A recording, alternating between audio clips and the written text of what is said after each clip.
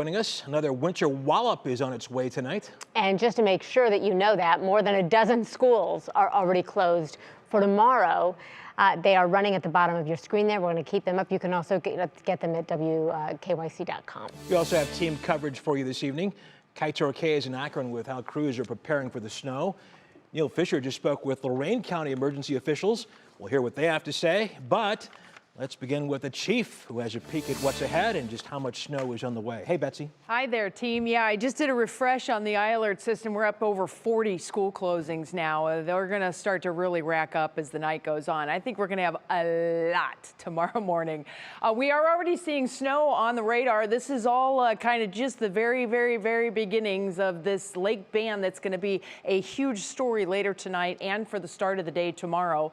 This snow is actually going westward, even though the entire band is sinking south. So this may hang right on the lakeshore areas over the evening hours. You can kind of see how it's been sinking southward. And this snow will really start to push into Lorain, Erie, Huron counties, and possibly western Cuyahoga County for tomorrow morning as a pretty significant band that is not going to be moving very quickly. Winter storm warnings have been posted for Erie, Huron, Lorain, Medina, Cuyahoga, Summit, Lake, Geauga, and Ashtabula counties for tomorrow. Winter weather advisories farther south. The difference between the two, the heavier snow amounts, the higher snow amounts are expected to be within these counties. Lesser snow amounts will be on average farther to the south. The big picture shows the two pieces of this system coming together. This is still very much an evolving situation.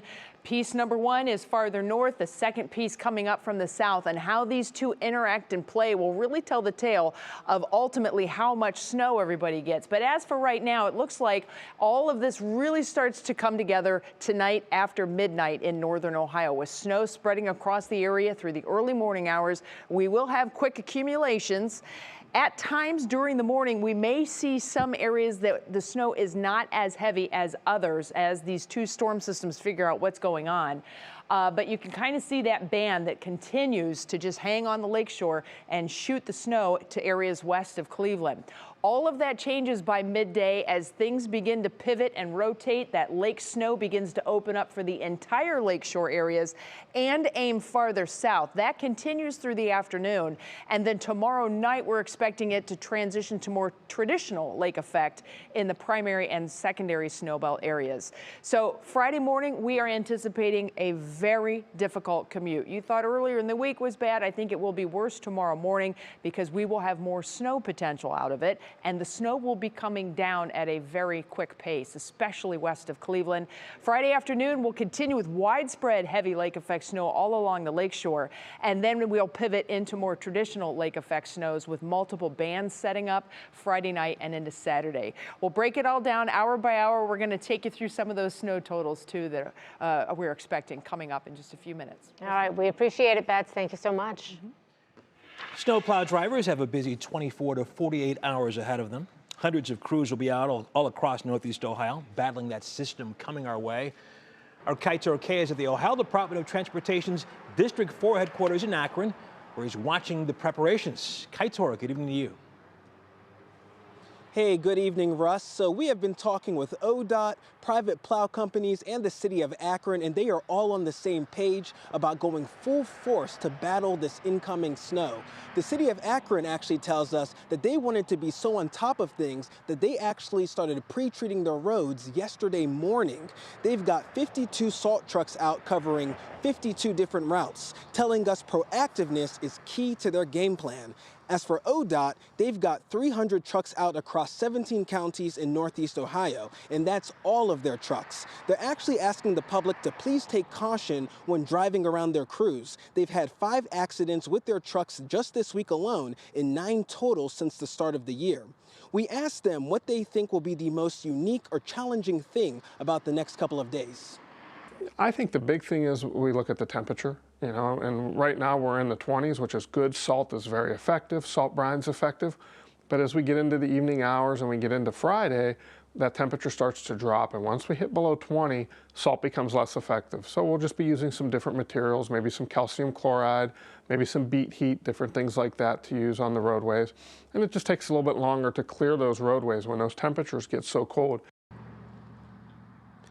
And over on the west side of our region, the North Olmsted Police Department is sending out a reminder that applies to pretty much everybody. You're looking now at a humorous but also serious post that they made on Facebook last night, saying that we're going to get a, quote, "Holy, did you look outside?" amount of snow. And they continue on to say, if you live in a cul-de-sac, be patient before you get on the community pages while Snowmageddon is upon us. The primary roads will always take precedence. Give the trucks room and let them get the roads clear. So they then end their post by humorously reminding us that spring is 60 days away. And so, Russ, I mean, that's fine and all, but we've got a lot of snow to deal with tonight. That is true. All right, Kaitor K in Akron. Thank you. Well, Lorain County is another area expecting the most significant snowfall they've seen in quite some time. You see who's there. Neil Fisher just spoke with county officials about their expectations. What did they tell you, Neil? Hey, good evening, Christy. The Lorain County Emergency Management Agency expects the most significant snowfall to begin overnight into tomorrow morning.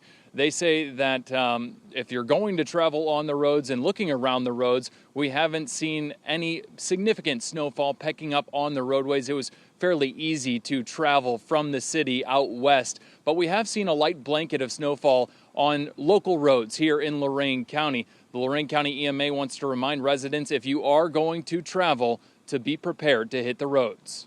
If you've got to go to work, make sure you're really careful, take your time, leaving plenty of time. Have a flashlight, some warm blankets in your car, dress warm in case your car breaks down. The Lorain County Sheriff's Office will be the ones issuing any snow emergencies. Right now, there are not any that have been posted, but we will keep you updated. We'll continue to monitor the conditions out here in Lorain County and have the latest on what's next at 11. Christy. All right. Take good care of yourself and the crew out there, Neil. Appreciate it. Several communities have issued parking bans because of the snow. Take a look at your screen. Beginning in less than an hour, the city of Maple Heights is asking residents to move their car from the street until further notice. The same thing for Newburgh Heights residents at 8 o'clock. Canton and Sagamore Hills Township have also issued parking bans beginning tonight at midnight through Saturday at noon. In Talmadge, a parking ban takes effect tomorrow at 8 a.m. through Sunday morning. And the city of Lorain has issued an emergency snow ban beginning at 2 tomorrow morning through 2 p.m. on Saturday. You can check that list throughout the night on our website. And of course, 3 News has you covered when it comes to school closings and delays. You can text closings to 216-344-3300 for a full list of closings sent right to your phone.